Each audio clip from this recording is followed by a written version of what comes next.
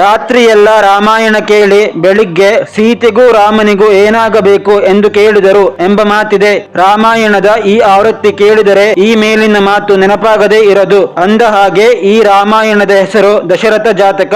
ಇದು ರಾಮಾಯಣದ ಬೌದ್ಧ ಧರ್ಮದ ಆವೃತ್ತಿ. ಇದು ಸುತ್ತ ಪಿಟಕದ ಕುದ್ದಕ ನಿಕಾಯದಲ್ಲಿ ಕಂಡುಬರುವ 461ನೇ ಜಾತಕ ಕಥೆ.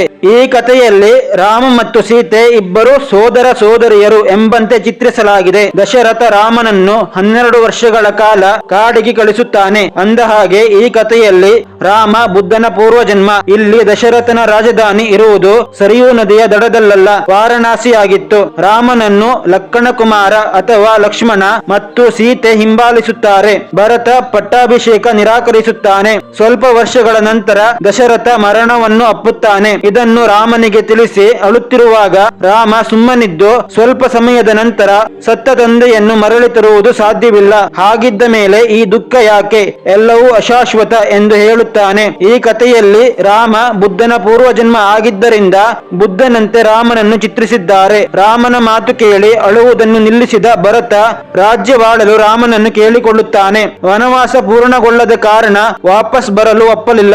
ನಂತರ ಭರತ ರಾಮನ ಪಾದುಕೆ ಕೇಳಿ ಪಡೆದು ಅರಮನೆಗೆ ಹಿಂತಿರುಗುತ್ತಾನೆ.